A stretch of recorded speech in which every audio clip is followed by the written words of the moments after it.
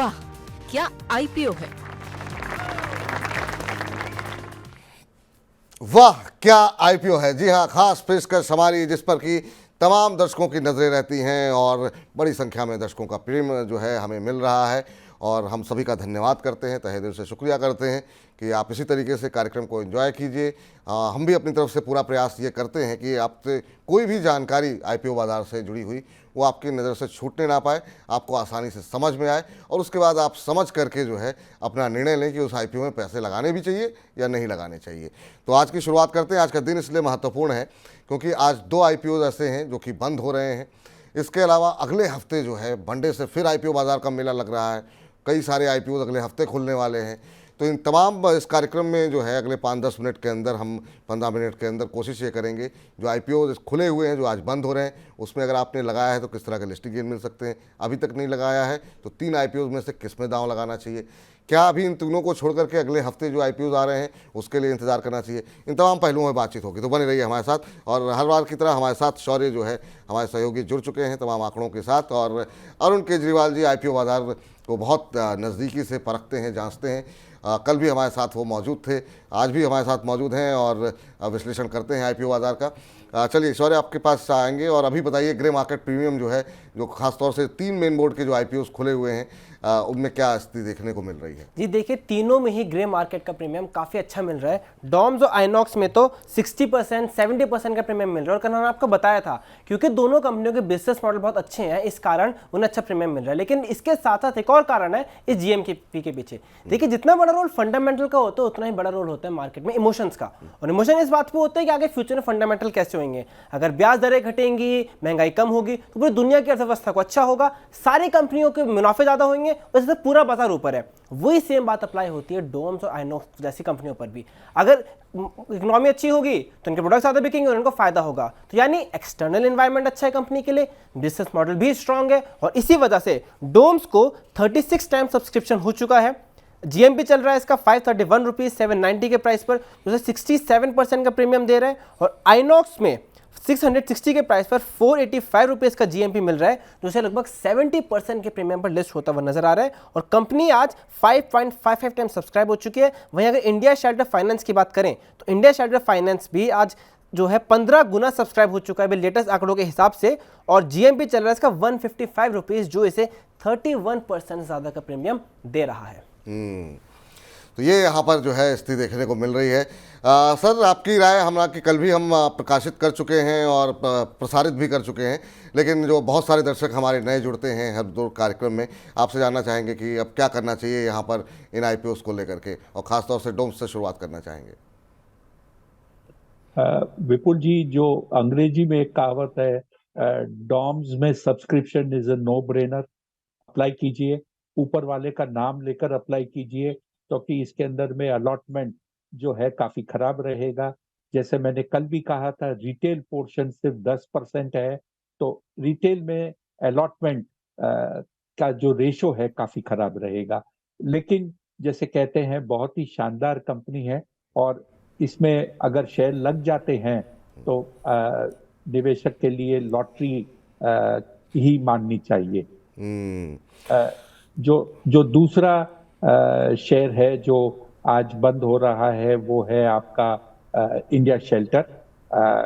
काफी जो कहते हैं क्राउडेड मार्केट में ये बिजनेस करता है, होम लोन फाइनेंस देता है टियर 2 टियर 3 टाउन्स, और इसकी जो एवरेज टिकट साइज है वो 10 लाख या 10 लाख से नीचे होती है।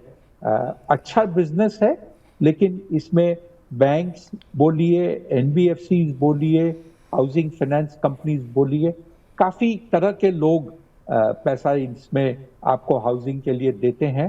तो इसे अपना नीश मार्केट क्रिएट करने के लिए मेहनत कुछ ज्यादा करनी पड़ती है। तीसरी जो कंपनी है ये आइनॉक्स इंडिया लिमिटेड, इसका एक नीश मॉडल है। भारत में इसका कोई इंडियन कंपेटिटर है नहीं। कुछ विदेशी कंपनी है जो इंडिया में काम करती है, ये उनमें से काफी आगे है। दुनिया भर में जो कंपनियां हैं उसमें से टॉप 5-7 कंपनीज में इसका नाम है। जिस हिसाब से क्लीन एनर्जी की रिक्वायरमेंट हो रही है, इसमें ऐसा लगता है कि अगले 5-10 साल तक इस कंपनी को ऑर्डर की कहीं पर भी कमी नहीं होगी। और आज भी जो मौजूदा ऑर्डर है वो इसके पिछले साल के ऑर्डर जो टोटल इसने रेवेन्यू कमाया था उससे 1.2 टाइम्स की ऑर्डर बुक है। जी सर, आपने अभी बात बताई, लेकिन डॉम्स और आइनॉक्स के ऊपर में एक कंसर्न है, आप उसको आपको व्यू चाहेंगे। अगर डॉम से शुरुआत करें तो 2 साल में डॉम्स का कैपेसिटी काफ़ी तेज़ी से बढ़ा है। अब अधिकतर सेगमेंट्स में डॉम्स का कैपेसिटी यूटिलाइजेशन है 90 से ज़्यादा। अब अगर कंपनी बहुत तेज़ी से ग्रो करी है, आगे ग्रो करने के लिए या तो कंपनी को एक्सपेंशन करना पड़ेगा, खुद करेंगे तो उसमें टाइम लगेगा, जिससे ग्रोथ असर पड़ सकती है। लेकिन अगर वो एक्विजिशन करेंगे या आउटसोर्स करना चाहेंगे तो उसकी क्वालिटी पर असर पड़ सकता है, और इसका सबसे बड़ी खूबी है क्वालिटी। साथ साथ एक्विजिशन में थोड़ा कल्चरल इशू आ सकते हैं। और एक बड़ा मुद्दा इसलिए क्योंकि जो फिला जो ग्लोबल ब्रांड है उसका 51% ओनरशिप थी, तो अभी वहां से सपोर्ट मिल रहा था, लेकिन अब फिला की ओनरशिप हो जाएगी 30%। तो हो सकता है वहां से मैनेजरियल सपोर्ट, टेक्निकल इशू थोड़ा कम हो जाए। तो इन सब के मद्देनजर में आप लॉन्ग टर्म में कैसा आउटलुक देख रहे हैं कंपनी का इस कंसर्न? शौर्य, आपके सवाल बहुत ही बढ़िया है, और ये मुझे आपकी तारीफ करनी चाहिए कि आपने डॉक्यूमेंट ध्यान से पढ़ा है। एक फर्क जो है, मुझे मौका मिला था कंपनी में विजिट करने का, तो 2 चीज बताता हूं। पहले आइए, आपका जो एक्सपांशन की बात है, कंपनी के जितनी बड़ी लैंड पार्सल है उससे थोड़ी बड़ी लैंड पार्सल उसने कंपनी के प्रेजेंट लोकेशन के ठीक सामने ऑलरेडी लैंड खरीद चुकी है। एक्सपांशन का काम एग्जिस्टिंग फैसिलिटी में जो लैंड अवेलेबल था उसमें शुरू हो चुका है। ये कहीं पर भी इनऑर्गेनिक ग्रोथ को नहीं देख रही, क्योंकि जैसे आपने कहा क्वालिटी बहुत ही इंपॉर्टेंट है। जहां तक फिला का स्टेक सेल का सवाल आता है, उनको टेक्निकल कोलैबोरेशन उनसे अवश्य मिलता था, लेकिन फिला इतना बड़ा उनका विश्व में कस्टमर नहीं था, तो सेल्स के लिए वे उनके ऊपर डिपेंडेंट नहीं है। और क्योंकि फिला से इनका रिलेशन इतना बढ़िया चला है, इनको आगे जाकर भी वो सपोर्ट पूरा मिलेगा। तो मुझे लगता नहीं है कि कहीं पे भी प्रोडक्ट डेवलपमेंट, प्रोडक्ट सपोर्ट में कोई कमी आएगी। जहां तक जो 2 इंडियन फैमिलीज हैं जो ये बिजनेस कर रहे हैं, उनका जो अप्रोच है बिजनेस करने का, वो देखकर मुझे लगता है कि आने वाले समय में आपकी जो शॉर्ट कमिंग्स आपको लग रहा है या जो आपको तकलीफ लग रही है वो आएगी नहीं। एक बात जो इन्होंने मुझे खास जो मुझे इनसे बात कर कर समझ में आई, ये कहते हैं हमें मार्जिन नहीं बढ़ाने, हमारे जो कस्टमर हैं वो स्कूल के चिल्ड्रन हैं, छोटे बच्चे हैं, उनके लिए ये पेंसिल और पेन जो हम प्रोडक्ट बनाते हैं, कलर पेंसिल्स, इनके दाम बढ़ाकर हमको कोई एक्स्ट्रा मुनाफा नहीं कमाना। ये जो एक बात मुझे जो समझ में आई, ये कंपनी के लिए एक बहुत ही इंपॉर्टेंट बात है, और मेरे ख्याल से इन्वेस्टर को ये बात ध्यान में रखनी चाहिए।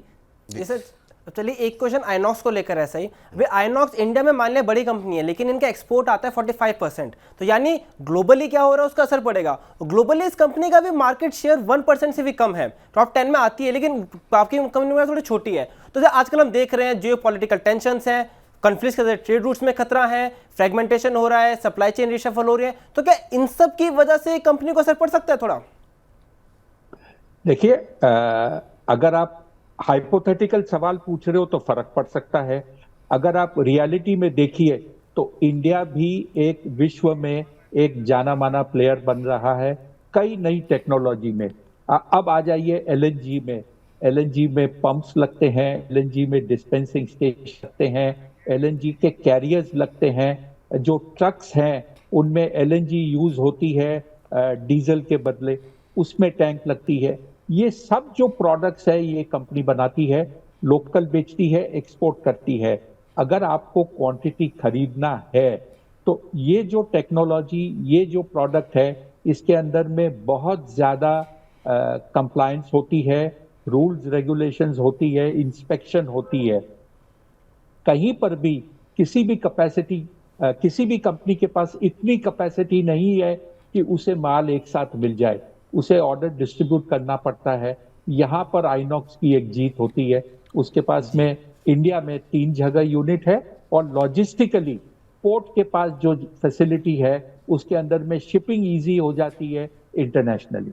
जी सर, बहुत सारे दर्शकों के ये टिप्पणियां आ रही हैं कि अगर हम आईपीओ में अप्लाई कर रहे हैं तो क्या जैसे चाहे वो डोम्स हो, शेल्टर इंडिया हो या फिर आइनॉक्स हो, उसमें स्मॉल एचएनआई के कैटेगरी से अप्लाई करें तब मिलने की ज़्यादा उम्मीदें हैं, या फिर रिटेल के हिस्से को अगर हम करते हैं तो वहाँ हम ऑलरेडी देख रहे हैं काफ़ी ज़्यादा सब्सक्रिप्शन देखने को मिल चुका है, तो वहाँ चांसेस कम हो रहे हैं, तो क्या स्मॉल एचएनआई के कैटेगरी में अप्लाई कर सकते हैं? ऐसे दर्शकों को क्या आप उत्तर देना चाहेंगे?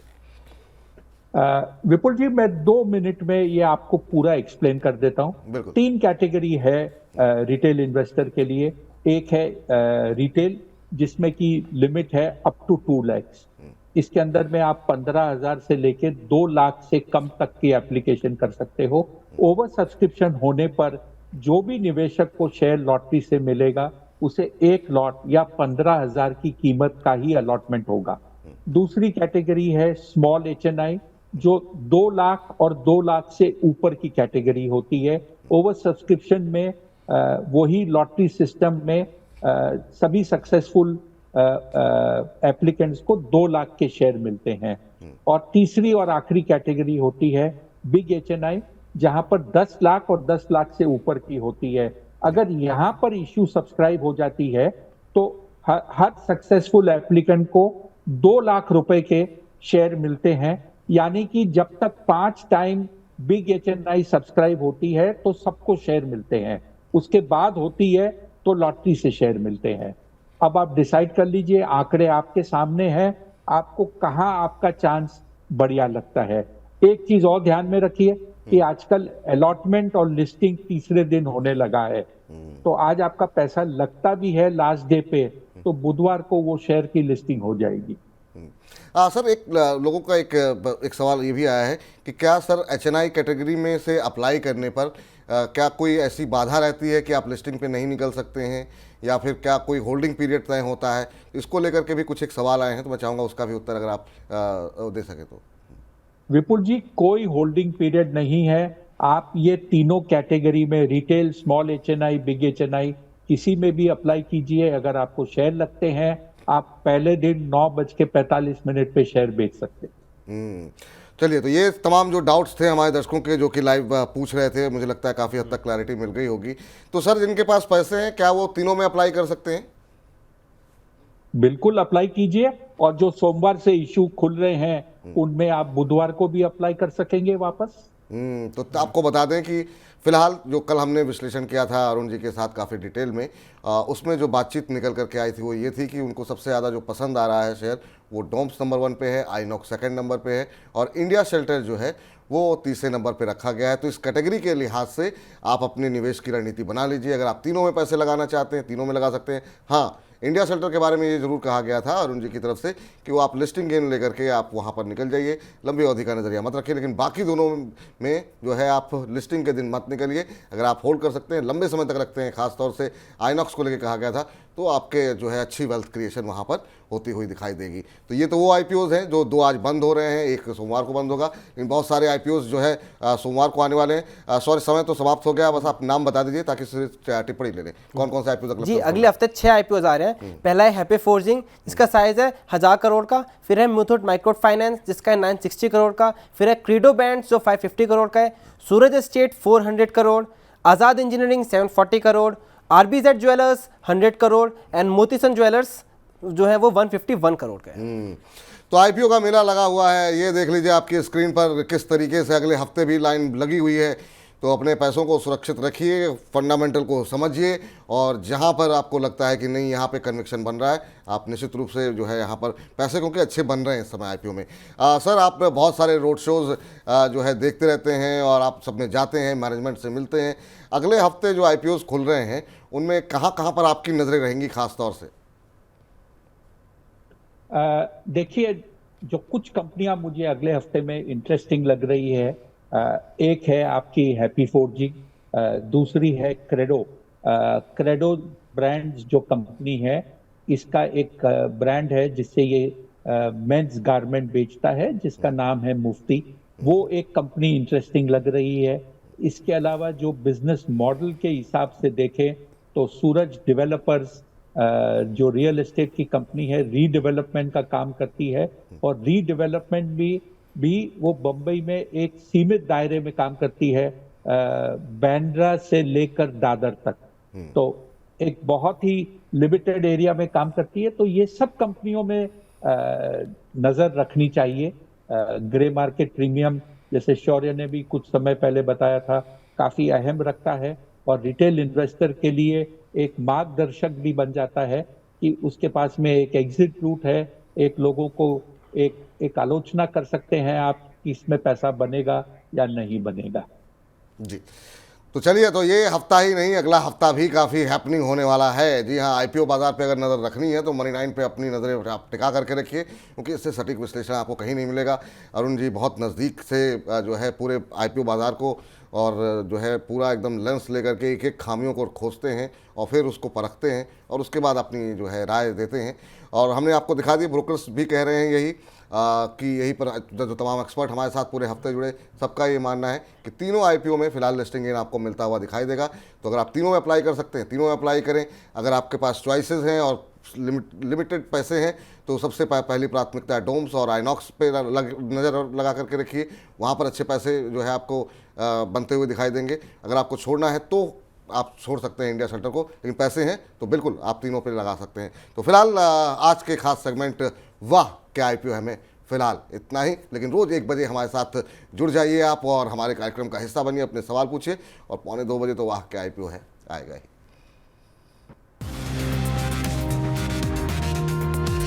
वाह क्या आईपीओ है।